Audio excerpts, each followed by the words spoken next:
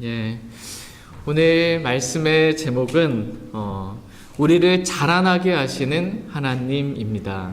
우리를 자라나게 하시는 하나님이라는 제목으로 하나의 말씀 나누는 시간 갖도록 하겠습니다. 여러분에게 있어서 하나님은 어떠한 분이십니까? 여러분에게 있어서 하나님은 어떤 분이세요? 네. 하나님과 여러분과의 관계는 어떠한 관계입니까? 오늘 제일 먼저 살펴보고 싶은 말씀은 하나님과 나는 어떤 관계인가 라는 것입니다. 다 같이 요한복음 1장 말씀 보도록 하겠습니다. 오늘 그 첫 번째 질문에 대한 답이 특송에 다 나와 있었습니다.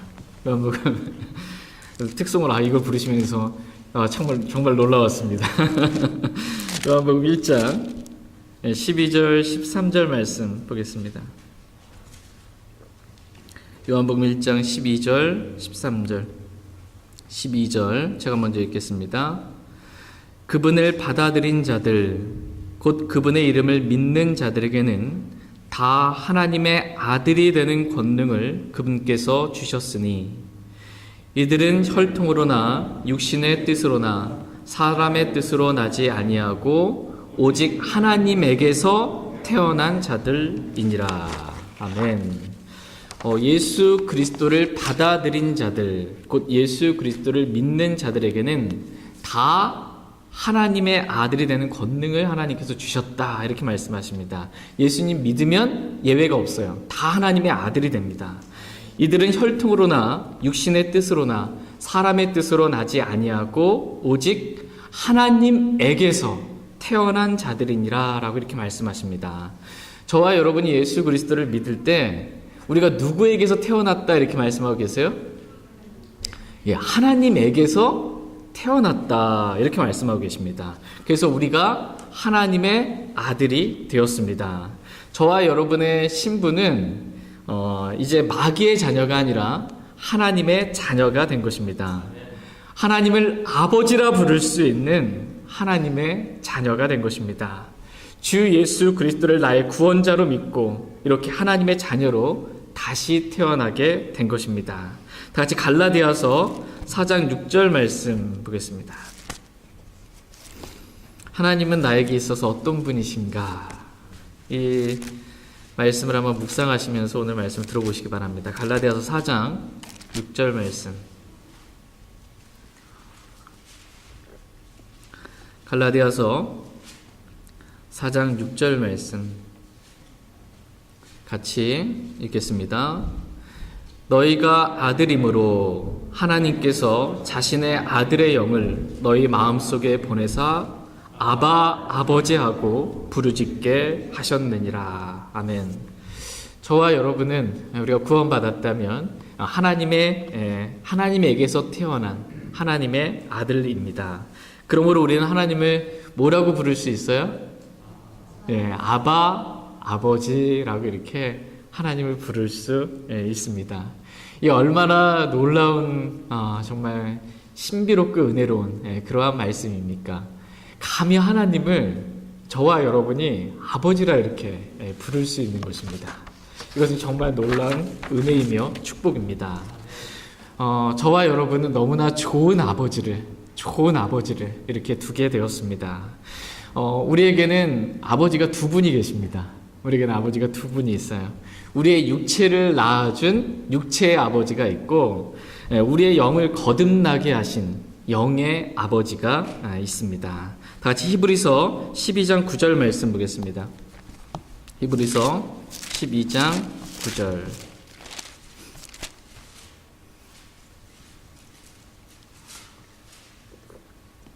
히브리서 12장 9절 말씀 보겠습니다. 히브리서 12장 9절 같이 읽겠습니다. 또한 우리에게 있던 우리 육체의 아버지들이 우리를 바로잡아도 우리가 그들을 공경하였거늘 하물며 영들의 아버지께 우리가 더욱 복종하고 이로써 살아야 하지 아니하겠느냐. 아멘. 우리는 여기서 두 아버지를 보게 됩니다. 하나는 육체의 아버지이고 또 하나는 영들의 아버지입니다. 우리는 우리를 낳아준 육체의 아버지를 공경해야 합니다. 또한 우리는 우리를 구원해 주신 영들의 아버지이신 하나님께 복종하며 살아야 합니다. 우리는 이 땅에서 이렇게 아버지께 공경하고 아버지께 복종하며 살아야 합니다. 이 두 아버지 외에 다른 사람을 아버지라 이렇게 부르지 말라라고 주님은 우리에게 말씀해 주고 계십니다. 다 같이 마태복음 23장 말씀 보겠습니다. 마태복음 23장 9절 말씀 보겠습니다.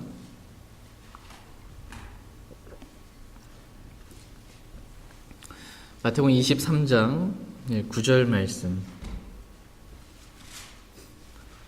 마태복음 23장 9절 말씀 같이 읽겠습니다. 땅에 있는 자를 너희 아버지라 부르지 말라. 너희 아버지는 한 분 곧 하늘에 계신 분이시니라. 아멘. 우리를 영적으로 낳아준 아버지는 한 분 곧 하늘에 계신 하나님이십니다.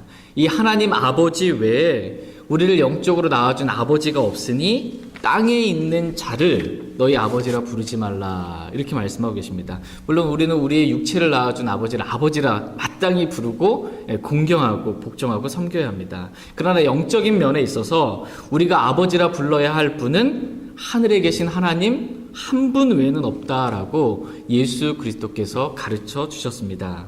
그런데 이러한 가르침을 무시하고 땅에 있는 종교 지도자를 아버지라 부르는 그러한 종교가 있습니다. 어떤 종교일까요? 카톨릭. 로마 카톨릭이 이 땅에 있는 종교 지도자를 아버지라 부릅니다. 교황을 홀리 파더라고 이렇게 불러요. 거룩한 아버지라고 이렇게 교황을 부르고, 천주교 이제 사제를 영어로 father라고 이렇게 부르고, 한글로는 뭐라 그래요? 한국말은 신부라고 불러요. 신신자의 아버지 부자예요. 하나님 아버지라 부르는 거예요. 신부라고. 이게 말이 안 되는 거를 지금 하고 있는 것입니다. 예수님께서 땅에 있는 자를 너희 아버지라 부르지 말라라고 말씀하셨는데, 이 말씀을 정면으로 지금 대적하고 부인하고 종교 지도자를 아버지라고 아무렇지도 않게 부르고 있는 종교가 있는 것입니다.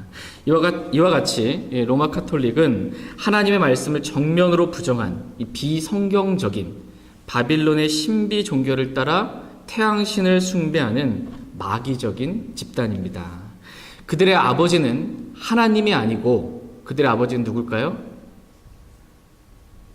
마귀다, 이렇게 주님 말씀하고 계십니다. 다 같이 요한복음 8장 말씀 보겠습니다. 제가 좀 너무 과격하게 말씀을 전합니까? 진리입니다. 요한복음 8장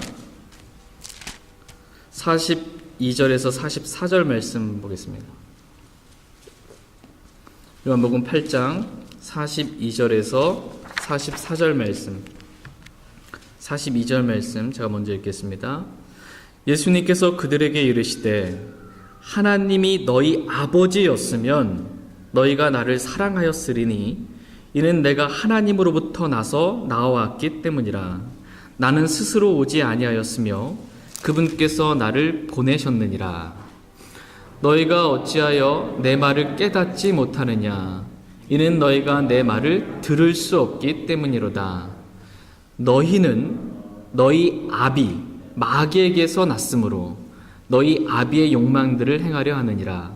그는 처음부터 살인자요 자기 속에 진리가 없으므로 진리 안에 거하지 아니하고 거짓말을 할 때 자기의 것으로 말하나니 이는 그가 거짓말쟁이요 거짓의 아비이기 때문이라. 지금 이 말씀은 유대인들에게 하신 말씀이에요. 유대인들 그러면 어때요? 하나님을 잘 믿는다고 하는 종교 가운데 있는 분들인데 예수 그리스도를 믿지 않는 유대인들에게 이러한 말씀을 하십니다. 하나님이 너희 아버지였더라면 너희가 나를 사랑하였으리라 라는 것입니다. 이는 내가 하나님으로부터 나서 나왔기 때문이다 라는 것입니다. 하나님을 사랑하는 사람은 하나님에게서 난 자도 사랑한다 라는 것입니다. 하나님을 사랑하면 하나님에게서 난 자도 사랑한다라는 것입니다. 요한일서 5장 1절 말씀을 보시면 누구든지 예수님께서 그리스도이심을 믿는 자는 하나님에게서 태어났으며 낳으신 그분을 사랑하는 자마다, 하나님을 사랑하는 자마다 그분에게서 난 자도 사랑하느니라, 이렇게 말씀하고 계십니다. 예수님을 그리스도로 믿는 자는 하나님에게서 태어난 하나님의 자녀입니다. 이렇게 하나님을 사랑하는 사람은 하나님에게서 난 자도 어떻게 해요? 사랑한다라는 것입니다.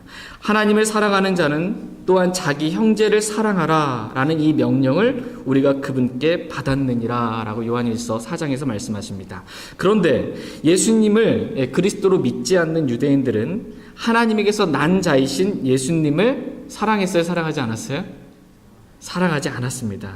이런 유대인들을 향해서 예수님께서는 너희는 너희 아비 마귀에게서 났으므로 너희 아비의 욕망을 행하려 하느니라, 이렇게 말씀하고 계십니다.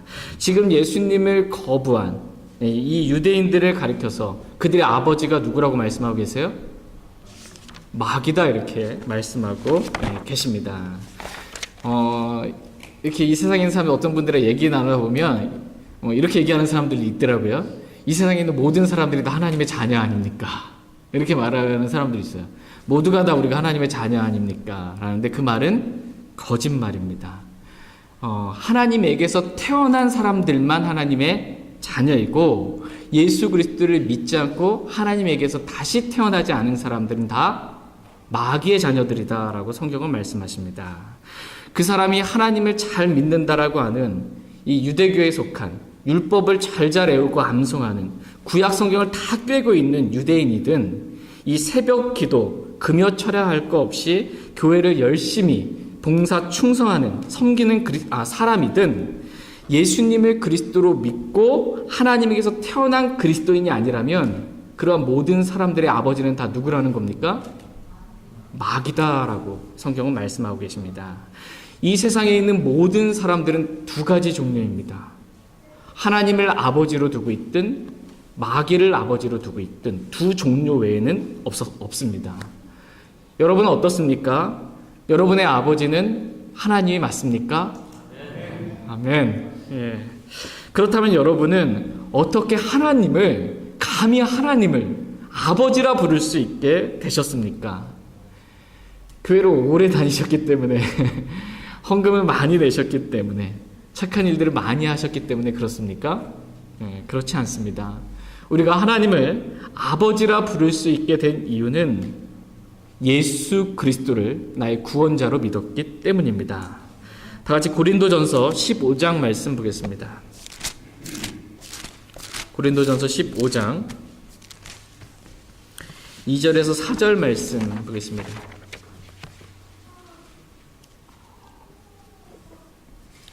고린도전서 15장 2절에서 4절 말씀 보겠습니다. 고린도전서 15장 2절에서 4절 말씀입니다. 2절 말씀 제가 먼저 읽겠습니다. 너희가 만일 내가 너희에게 선포한 것을 기억하고 헛되이 믿지 아니하였으면 또한 그 복음으로 구원을 받았느니라. 내가 또한 받은 것을 무엇보다 먼저 너희에게 전하였느니 그것은 곧 성경 기록대로 그리스도께서 우리의 죄들로 인하여 죽으시고 묻히셨다가 성경 기록대로 셋째 날에 다시 살아나시고. 아멘. 사도 바울이 선포한 복음이 있습니다. 사도 바울이 선포한 그 복음을 기억하고 헛되이 믿지 아니하였으면, 진짜 마음으로 믿었으면 그 복음으로 구원을 받았느니라, 이렇게 말씀하고 계십니다. 구원을 받을 것이다, 또 받을지도 모른다, 이게 아니고 구원을 어떻게 했대요? 받았느니라, 이렇게 말씀하고 있어요. 이미 구원 받은 거예요. 이 복음을 진짜 마음으로 믿었으면 구원 받았다, 이렇게 말씀하고 계십니다. 그러면서 사도 바울은 자신이 선포한 복음의 내용이 무엇인지 다음과 같이 기록합니다. 그러니까 저와 여러분이 믿어야 할 복음의 내용이 아주 간단합니다.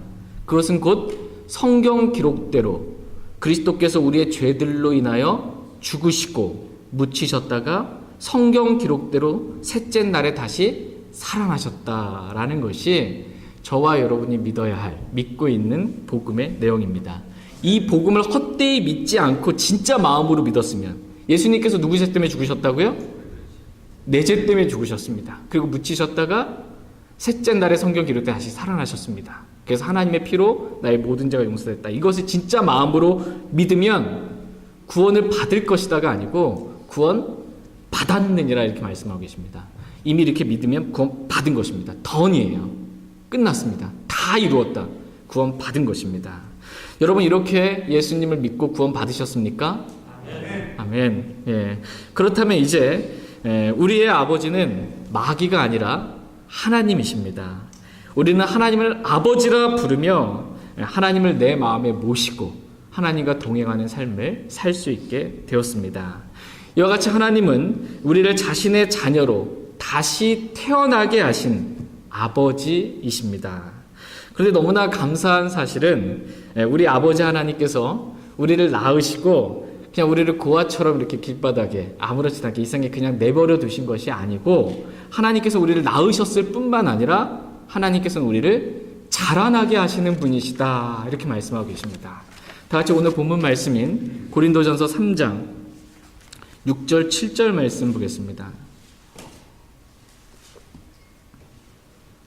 고린도전서 3장 6절 7절 말씀. 6절 말씀 제가 먼저 읽겠습니다. 나는 심었고 아볼로는 물을 주었으되 오직 하나님께서 자라나게 하셨나니, 그런즉 이와 같이 심는 자나 물 주는 자는 아무것도 아니며 자라나게 하시는 이는 오직 하나님이시니라. 아멘. 우리는 여기서 자라나게 하시는 이는 오직 하나님이시니라 라는 말씀을 보게 됩니다. 하나님은 저와 여러분을 낳으신 하나님이실 뿐만 아니라 저와 여러분을 자라나게 하시는 하나님이시다라고 말씀하십니다. 하나님은 우리를 자라나게 하시는 하나님이십니다. 갓 태어난 육신적인 우리를 영적인 그리스도인으로 자라나게 하시는 분, 그분이 바로 누구예요? 하나님이십니다. 우리가 복음이신 주 예수 그리스도를 믿고 구원을 받았습니다. 그래서 하나님의 자녀로 다시 태어나게 되었습니다. 이렇게 우리가 다시 태어나게 되었을 때 태어나자마자 우리의 영적인 상태는 어떠할까요? 하나님의 자녀로 태어났잖아요. 하나님에게서 태어난 자들이잖아요. 우리가 딱 태어났을 때, 갓난아기들 태어났을 때 영적인 상태, 이 상태는 뭐라고 말씀하시는지 고린도전서 3장 1절 한번 보겠습니다. 고린도전서 3장 1절 같이 읽겠습니다. 형제들아, 내가 영에 속한 자들에게 말하는 것 같이 너희에게 할 수 없어서 육신에 속한 자 곧 그리스도 안에 있는 갓난 아이들에게 말하는 것 같이 하였노라. 아멘.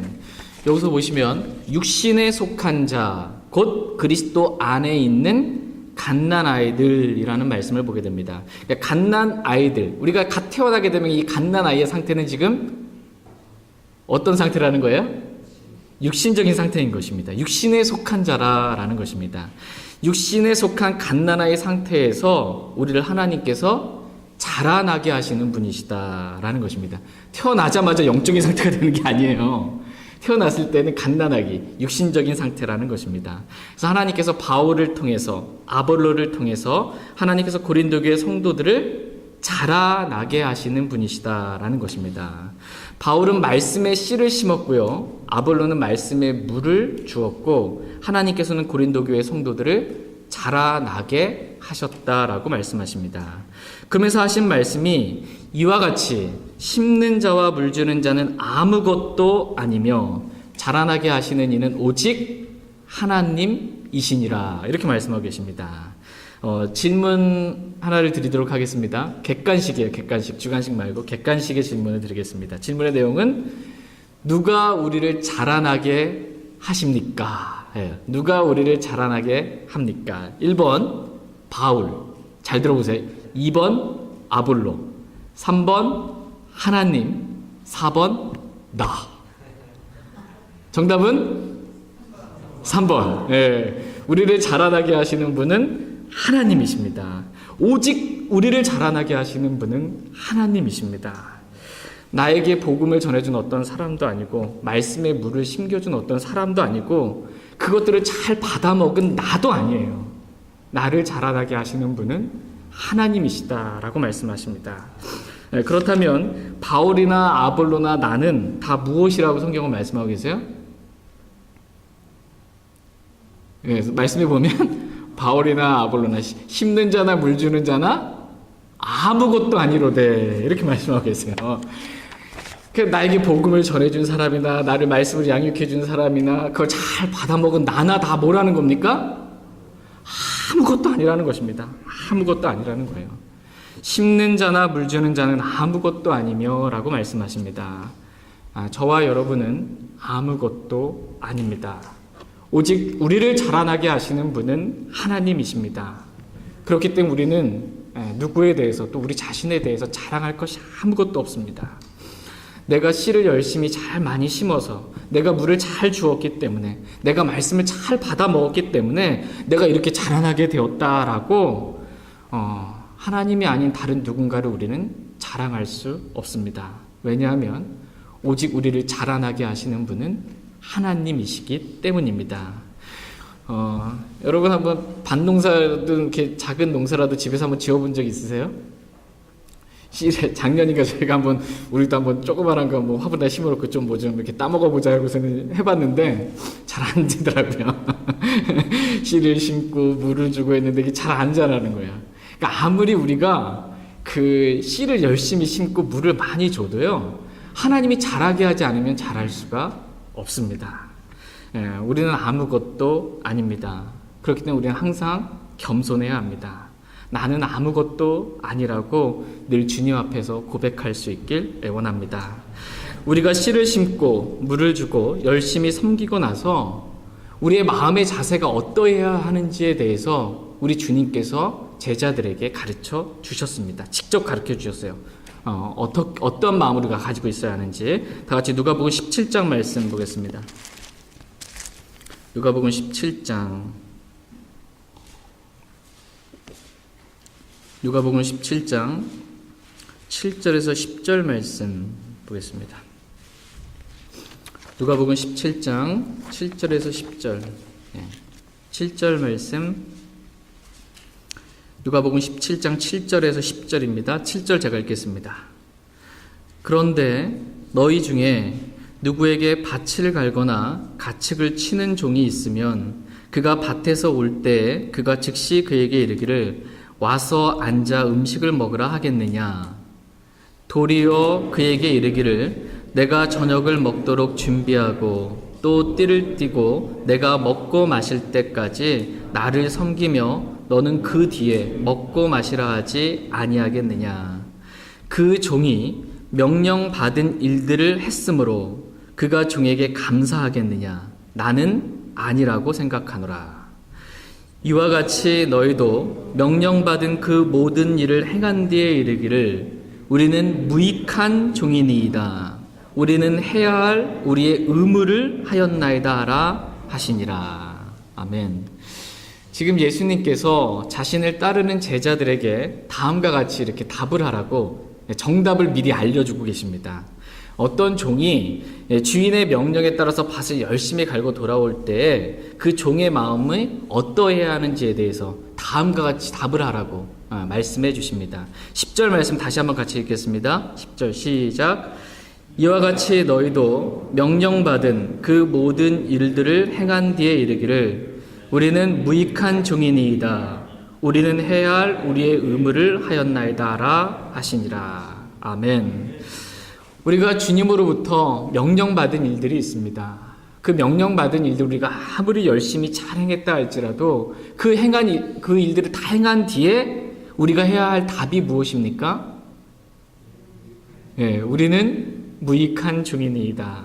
우리는 해야 할 우리의 의무를 하였나이다 라고 대답하라는 것입니다.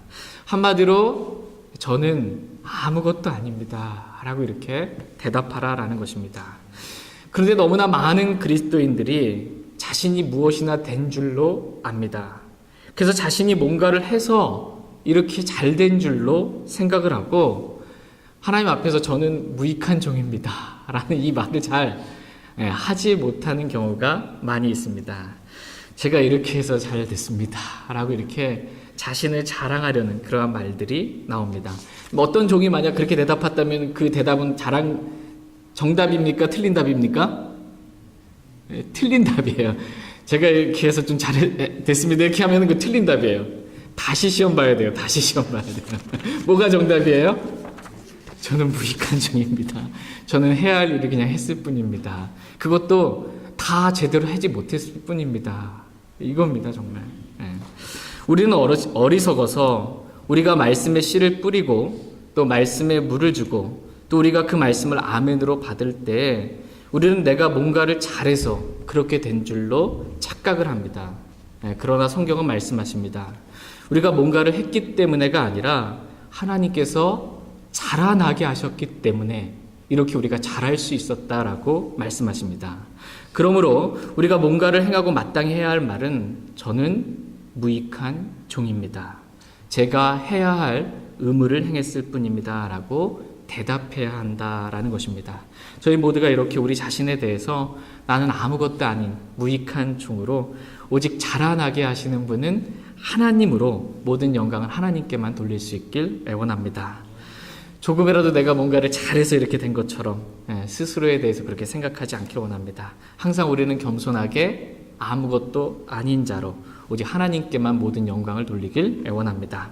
그럼 하나님께서 저마다 이렇게 힘든 자, 물 준 자 있잖아요. 저마다 그 수고에 따라 하나님께서 보상해 주시겠다 이렇게 약속하고 계십니다. 일을 시키신 분도 하나님이시고요. 보상해 주신 분도 하나님이시고 자라나게 하시는 분도 하나님이십니다. 모든 것은 다 하나님이 하시는 것입니다.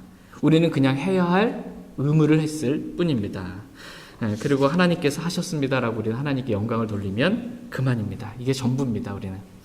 그렇다면 하나님은 육신적인 갓난아이 상태에 있던 우리를 자라나게 하시는 그러한 분이신데 우리가 영적으로 자라난 상태, 우리 영적으로 자라난 어떻게 하는 것이 우리가 영적으로 자라난 것이 상태일까요? 한번 이렇게 내 자신을 생각해보고 다른 형제자매를 생각해보고 갓 태어난 그리스도인, 갓난아기였고 육신적인 그리스도인이 자라게 되면 어떻게 하는 게 이렇게 자라는 걸까? 어떤 상태에 있는 게 자란 상태일까라는 것을 한번 생각해보는 시간 갖도록 하겠습니다. 영적인 성장에는 단계가 있습니다. 하룻밤 자고 일어났더니 쫙 이렇게 영적인 그리스도 쫙 되는 게 아니고요. 영적인 성장에는 다 단계가 있습니다. 오늘은 크게 4가지 단계를 살펴보도록 하겠습니다. 첫 번째는 진리를 아는 것입니다. 진리를 아는 것이 영적으로 성장한 것입니다. 갓 거듭난 그리스도인은 진리에 대해서 잘 알지 못합니다. 그래서 자기가 복음을 듣고 구원받았음에도 불구하고 이 다른 복음, 저주받을 다른 복음과 하나님의 은혜의 복음조차도 진리의 복음조차도 구분하지 못하는 경우도 이렇게 생길 수도 있습니다. 진리의 말씀도 잘 알지 못하고요. 진리이신 주 예수 그리스도와 영적으로 교제하는 방법도 잘 모르고 진리이신 성령님을 따라 사는 방법도 각 거듭난 그리스도는 잘 모릅니다. 근데 영적으로 조금 성장하게 되면 진리를 알아가게 되는 것입니다. 진리를 알아요. 그래서 이 교리의 바람에 이리저리 흔들려 밀려다니지 않게 됩니다. 이 상태가 영적으로 좀 성장한 상태입니다. 다 같이 에베소서 4장 14절 말씀 보겠습니다. 에베소서 4장 14절 말씀. 에베소서 4장 14절 말씀 보겠습니다.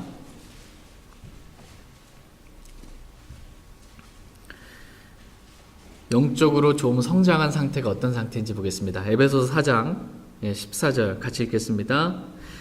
이것은 우리가 이제부터 더 이상 아이가 되지 아니하여 사람들의 속임수와 몰래 숨어서 속이려 하는 자들이 사용하는 간교한 술수로 말미암아 교리의 모든 바람에 이리저리 흔들려 밀려다니지 아니하고. 영적으로 성장하지 못한 아이는 교리에 대해서, 하나님의 성품에 따른 교리, 이 교리에 대해서 잘 모릅니다.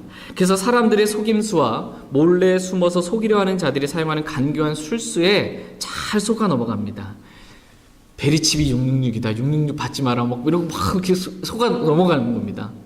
막 속아 넘어가요.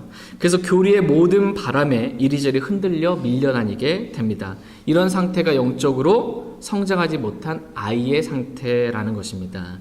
이런 상태에 머물러 있는 그리스도인이 있다면 빨리 영적으로 성장해야 합니다. 그래야 속지 않을 수 있습니다. 성장하는 방법은 뭐냐면 진리의 말씀을 열심히 읽고 나누어 공부하는 것입니다. 계속해서 말씀을 읽고 공부하는 거예요. 연구하고 탐구하는 것입니다. 그래서 하나님의 성품에 따른 교리를 반드시 알아야 합니다. 이렇게 진리의 말씀을 공부해서 교리를 아는 것이 영적으로 성장하는 가장 기초가 되는 첫 번째 단계입니다. 여러분 이렇게 성경적인 교리에 대해서 분명하게 아십니까? 이렇게 반드시 알아야 된다는 것입니다. 교리에 대해서, 진리에 대해서. 두 번째, 영적 성장은 진리를 아는 것에 그치지 않고요. 또 진리를 말하는 것에 그치지 않고 사랑 안에서 진리를 말하는 것. 이게 영적으로 성장한 상태입니다. 에베소서 4장 15절 말씀 보겠습니다. 에베소서 4장 15절. 에베소서 4장 14절, 15절, 16절은 영적인 상태에 대해서 쭉 이렇게 성장에 대해서 지금 말씀하고 계세요. 계속 보겠습니다. 에베소서 4장 15절. 같이 읽겠습니다. 오직 사랑 안에서 진리를 말하며 모든 일에서 그분 안에 이르도록 성장하게 하려 함이라. 그분은 머리시니 곧 그리스도시니라. 아멘. 갓 태어난 그리스도인 영적으로 조금 성장하게 되면 진리를 알게 되고요. 그 진리를 말할 줄 알게 됩니다. 그런데 이 성경은 지금 뭐라고 말씀하고 계세요? 진리를 말하되 사랑 안에서 진리를 말하라 라고 말하는데 사랑 없이 진리를 말하게 됩니다. 그러면 이제 영적으로 이게 조금 더 성장하게 되면요, 사랑 안에서 진리를 말할 줄 알게 됩니다. 이런 단계까지 성장하면 진짜 좀 많이 성장한 겁니다. 진리를 말할 뿐만 아니라 사랑 안에서 진리를 말할 줄 알면 진짜 좀 많이 성장한 것입니다. 사랑은 오래 참고 라는 말씀처럼 사람에 대해서 오래 참을 줄 알면서 진리를 말합니다. 영적으로 좀 더 성장한 사람은. 사랑은 무례히 행동하지 아니하며 라는 말씀과도 같이 진리를 말할 때 무례하게 말하지 않습니다. 사랑은 쉽게 성내지 아니하며 라는 말씀과도 같이 진리를 말할 때 진리를 빨리 못 알아듣는다고, 잘 안 듣는다고 쉽게 성내지 않습니다. 사랑은 악을 생각하지 아니하며 라는 말씀과도 같이 진리를 잘 받아들이지 않는 그 사람을 향해서 악한 생각을 품지 않습니다. 그 사람에 대해서 도리어 저들이 알지 못하고 이렇게 합니다라고 긍휼을 베풀어 달라고 그들을 위해서 우는 그러한 마음이 있습니다. 물론 사랑은 불법을 기뻐하지 아니하고 진리를 기뻐하는 것이기에 이렇게 진리를 말할 때 거룩한 분노 같은 것들이 좀 이렇게 드러날 때가 있습니다. 그러나 사랑은 모든 것을 참으며 모든 것을 바라며 모든 것을 견디는 거기 때문에 육신으로 막 이렇게 하지 않습니다. 이렇게 사랑 안에서 진리를 말할 줄 아는 것이 영적으로 좀 더 이렇게 성장한 그러한 그리스도인의 모습입니다. 세 번째 영적인 성장은 교회 안에서 이 성도들과 사랑으로 이렇게 알맞게 결합되고 서로 화목하게 지낼 줄 압니다. 다 같이 에베소서 4장 16절 말씀 보겠습니다. 에베소서 4장 16절 말씀. 에베소서 4장 16절 같이 읽겠습니다. 그분으로부터 온 몸이 각 부분의 분량 안에서의 효력 있는 일에 따라 모든 마디가 공급하는 것에 의해 꼭 맞게 함께 결합되고 들어차서 몸을 자라게 하여 사랑 안에서 스스로를 세우느니라. 아멘. 하나님께서는 우리를 영적으로 성장시키시기 위해 우리를 교회 안에 두십니다. 그러면서 우리를 본격적으로 하나님께서 우리를 성장시켜 주십니다. 하나님의 영원한 목적인 이 교회를 세우기 위해 구원받은 그리스도인들을 교회 안에 세팅해 주시고 알맞게 세팅해 주시고 하나님께서는 각 성도들을 다듬으십니다. 은사를 주셔서 그 은사를 활용해서 교회 안에 섬기게 하시고 그 섬기면서 지체들과 서로 한 번에 딱딱 뭐가 잘 맞으면 좋은데 이게 잘 안 맞아서 이게 서로 부딪히면서 알맞게 결합되게 주님은 하십니다. 그러면서 몸을 자라게 하여 사랑 안에서 스스로를 세워주신다라고 말씀하십니다. 그러면서 저와 여러분들이 어떻게 되는 거예요? 교회 안에서 자라게 된다라는 것입니다. 이렇게 하나님께서는 교회를 통해서 우리를 자라나게 하시는 분이십니다. 이 성장이 실제적인 성장입니다. 이 성장이 실제가 있는 그러한 성장이에요. 그 전에 있었던 성장은 뭐냐면 혼자 집에서 그냥 성경 붙잡고 또는 인터넷 틀어놓고 혼자서 그냥 성경 이렇게 공부해도 어느 정도 가질 수 있는 그러한 성장입니다. 그러나 실제적인 성장은 교회 안에서 이루어집니다. 서로 다른 지체들이 꼭 맞게 함께 결합되기 위해서 서로 맞지 않는데 그걸 결합시키려고 하니까 어떻게 됩니까? 다른 사람만 깎을 수가 없죠. 나도 깎여져야 되는 거예요. 이게 맞으려면. 내가 깎아지는 이러한 고통을 겪게 됩니다. 이러한 고통 가운데 서로 다듬어지는 것입니다.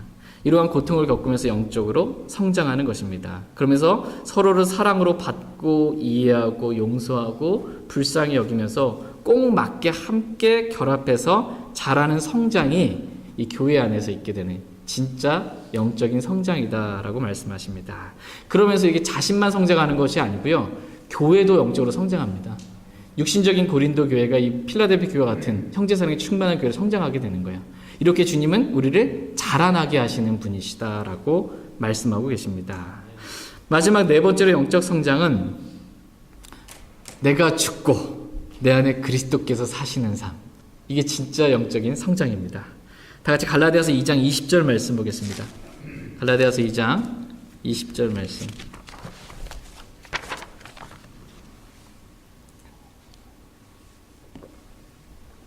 갈라디아서 2장 20절 말씀 같이 읽겠습니다. 내가 그리스도와 함께 십자가에 못 박혀 있으나 그럼에도 불구하고 사노라. 그러나 내가 아니요 그리스도께서 내 안에 사시느니라. 나는 지금 내가 육체 안에서 사는 삶을 나를 사랑하사 나를 위해 자신을 주신 하나님의 아들의 믿음으로 사노라. 아멘. 내가 아니요 그리스도께서 내 안에 사시느니라. 이런 말씀처럼 내가 죽고 내 안에 누가 사는 거예요? 내 안에 그리스도께서 사시는 삶. 이것이 진짜 영적으로 성장한 그리스도인의 모습입니다. 내가 죽었어요. 저와 여러분이 구원받을 때 우리는 그리스도와 함께 십자가에 못 박혀 죽었습니다. 내가 죽었습니다. 믿으세요? 그러면 내가 나와요? 안 나와요? 안 나옵니다. 저는 잘 나오는데요. 내가 죽었어요. 그럼 내 육신이 나오지 않습니다. 이렇게 육신이 나오지 않고 내가 예수님 영접했잖아요. 예수님이 내 안에 계시잖아요. 그러니까 이제는 내 육신이 나오지 않고 내 안에 누가 나오는 거예요? 그리스도가 나오는 거예요. 내 안에 그리스도의 생명이 나오는 거예요. 이게 진짜 영적으로 성장한 그리스도인의 모습입니다. 영적으로 이렇게 아직 성장하지 못한 좀 영적으로 어린 그리스도인은 그 옳고 그름을 따집니다. 옳고 그름을 따져요. 그래서 무엇이 옳고 무엇이 그른지 이것을 이제 중요하게 여기고 따집니다. 마치 선악을 알게 한 선악이잖아요. 옳고 그름이잖아요. 선악을 알게 한 나무의 열매를 이브가 먹으면 어떻게 돼요? 사망이 반드시 죽으리라 해요. 선악을 따지게 되면 반드시 죽습니다. 옳고 그름을 따지다가 영적인 사망을 경험하는 일들이 많이 있습니다. 그러다가 이제 조금 더 성장하게 되면 옳고 그름 그 자체보다 더 중요한 것이 뭔지를 알게 돼요. 그것은 뭐냐면 옳고 그름보다 더 중요한 게 뭘까요? 네. 옳고 그름보다 더 중요한 게 뭐냐면 내가 지금 육신으로 하고 있나 아니면 성령으로 하고 있나. 이게 더 중요하다는 것을 알게 됩니다. 육신으로 하면 다 틀린 거예요. 육신으로 하면 다 틀린 겁니다. 네. 뭐가 옳은 거예요? 영으로 하는 것이 옳은 거예요. 영으로 하는 것. 내가 보기에 아무리 옳아도 그것이 육신으로 한 것이면 다 틀린 것이다라는 것을 아는 것입니다.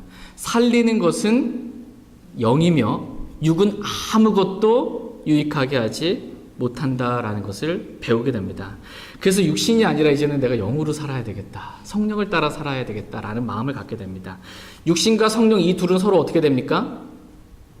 서로 갈라디아서 말씀 보면 반대가 된다 이렇게 말씀하고 있어요. 육신과 성령은 서로 반대가 된다라는 것을 알고 내가 생각할 때 아무리 옳아도 육신은 무조건 어떻게 해야 되는 거예요? 육신은 무조건 틀린 것이기 때문에 부인해야 합니다. 그리고 무조건 성령을 따라 살게 될 때 정말 영적으로 성장한 그리스도인의 삶을 살 수 있습니다. 육신에서 나온 모든 것들은 다 부인해야 합니다. 육신에서 나온 모든 것들은 다 부인해야 됩니다. 육신적인 생각이든 육신적인 감정이든 육신에서 따지는 옳고 그름이든 내 뜻이든 내 계획이든 육신 안에서 나온 모든 것들은 다 부인해야 합니다. 육신적인 생각은 하나님과 원수가 된다 이렇게 말씀하고 있어요. 로마서에 보면 육신적인 생각만 해도 지금 내 상태가 지금 하나님과 어떤 상태라는 거예요? 원수된 상태라는 거예요. 그러니까 당연히 부인해야죠. 하나님과 원수된 상태로 지낼 수 없죠. 예. 이렇게 날마다 자기를 부인하고 내가 그리스도와 함께 십자가에 못 박혀 죽었음을 믿고 이제는 내 안에 주님이 사신다라는 것을 믿고 나는 날마다 죽노라 라고 고백하며 사는 삶, 이 삶이 영적으로 성장한 그리스도인의 모습입니다. 저희 모두가 이렇게 영적으로 성장한 그리스도인의 삶을 살 수 있길 원합니다. 우리를 자라나게 하시는 하나님께서 저희 모두를 내가 죽고 그리스도께서 사시는 십자가의 삶까지 자라나게 하실 줄 믿습니다. 이번 주 한 주 제가 묵상했던 말씀 가운데 하나가 뭐냐면 그 예레미야서 말씀인데 자기 육체를 무기로 삼고 이 말씀이에요. 자기 육체를 그의 마음이 주로부터 떠나고 자기 육체를 무기로 삼는 저주를 받는다고 그랬는데 자기 육체를 뭐로 삼는다고 그래요? 무기로 삼고 이렇게 말씀하시는데 육체가 무기예요. 육체가 무기예요. 그래서 내 육신이 나오면 다른 사람 무기는 뭐예요? 상처 줍니다. 힘들게 하고 어렵게 해요. 그러니까 내가 육체가 조금이라도 드러나면 무기입니다. 무기. 무기는 조심해서 다뤄야 됩니다. 그리스도로 옷 입어야 됩니다. 그래서 무기가 나오지 않게 해야 합니다. 육체가 나오는 건 무기입니다. 같이 고린도후서 4장 10절 11절 말씀 읽고 오늘 말씀 마치겠습니다.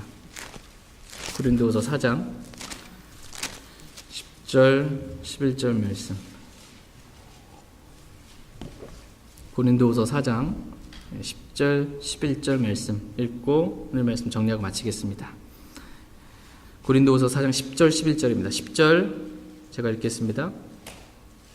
우리가 항상 주 예수님의 죽으심을 몸에 짊어짐은 예수님의 생명 또한 우리 몸에 나타나게 하려 함이라. 살아있는 우리가 예수님으로 인하여 항상 죽음에 넘겨짐은 예수님의 생명 또한 우리의 죽을 육체 안에 나타나게 하려 함이라. 아멘. 예수님의 생명이 우리의 죽을 육체, 이 몸 안에 나타나는 것이 바로 영적인 성장입니다. 나의 독특한 육신이 내 몸에 나타나지 않고 예수님의 생명이 내 몸에 나타나는 것이 정말 영적으로 성장한 그러한 그리스도인의 모습입니다. 영적으로 성장한 그리스도인은 입을 열어서 육신을 쏟아내지 않습니다. 또한 영적으로 성장한 그리스도인은 얼굴 표정으로 육신의 감정을 드러내지 않습니다. 또한 영적으로 성장한 그리스도인은 육신적인 생각을 하면서 육신을 따라서 자기 몸을 움직이지 않습니다. 영적으로 성장한 그리스도인은 이러한 모든 육신은 다 부인합니다. 내가 그리스도와 함께 죽었음을 믿고 부인합니다. 그리고 입을 열어서 이제 어떻게 해요? 너희가 말을 할 때 모든 말은 소금으로 간을 맞추듯 항상 은혜로운 말을 하라 이렇게 말씀하고 계세요. 영적으로 성장한 그리스도인은 소금으로 간을 맞춘 것처럼 항상 은혜로운 말을 합니다. 얼굴 표정은 어떨까요? 영적으로 성장한 그리스도인은? 네. 다들 얼굴 표정 보기가 좀 민망한 영적으로 성장한 그리스도인은 주님과 동행하기 때문에 얼굴에 기쁨이 있고 참 밝습니다. 은혜가 있고 겸손합니다. 또 자기 몸을 쳐서 이렇게 복종시켜요. 육신을 따르지 않고 의의 변개로 하나님께 드리면서 하나님의 뜻에 순종하게 됩니다. 이렇게 그리스도로 옷 입고 육체를 드러내지 않고 항상 자신의 몸에 예수님의 생명을 드러내며 사는 사람, 이 사람이 영적으로 가장 많이 성장한 그리스도인의 모습이다라고 말씀하십니다. 저와 여러분은 구원받을 때 그리스도 안으로 침례를 받았습니다. 그리스도 안으로 쑥 들어갔어요. 그리스도 밖에 있었던 우리가 침례를 쑥 받았습니다. 그럼 우리 그리스도로 옷 입었다 이렇게 말씀하고 계세요. 여러분 여기서 제가 또는 여러분이 옷 벗고 있으면 어떨까요? 옷 벗고 육체를 드러내면 어때요? 참 부끄러운 거예요. 그러니까 내 육체를 드러내는 것, 그건 진짜 부끄러운 거다라는 겁니다. 근데 그리스도로 옷 입고 있어야 된다라는 겁니다. 그래서 육체를 드러내지 않는 게 이게 영적인 성장이고 하나님께서 이렇게 우리로 하여금 육체를 드러내지 않고 예수님의 생명을 드러내게 하는 이러한 성장에 이르도록 우리를 자라나게 하시는 분이시다라고 말씀하고 계십니다. 하나님께서 저희를 이렇게 자라나게 해 주시도록 우리를 어떻게 하면 될까요? 하나님 우리를 자라나게 하시는 분이신데 저 빨리 자라나게 해주세요. 저 빨리 자라나게 해주세요. 우리 자신을 주님께 드리면 됩니다. 간략하게 어떻게 하면 진짜 빨리 자랄 수 있냐면요. 말씀과 기도로 주님과 교제하면 자랍니다. 말씀과 기도로 주님과 교제하면 자라나요. 또 두 번째로 자기를 부인하는 십자가의 삶을 살면, 순종하면, 실제적인 자기를 부인하고 순종하는 삶을 살면 많이 자라게 됩니다. 저희 모두가 이렇게 하나님께서 우리를 이러한 분량에 이르게까지 자라나게 하시는 그 하나님을 경험할 수 있길 원합니다. 그래서 우리의 생명에 오직, 우리 몸에 오직 예수님의 생명만 그렇게 드러날 수 있길 원합니다. 다 같이 일어나셔서 오늘 들으신 말씀 기억하시고 개인적으로 주님 앞에 나아가 기도하는 시간 갖겠습니다.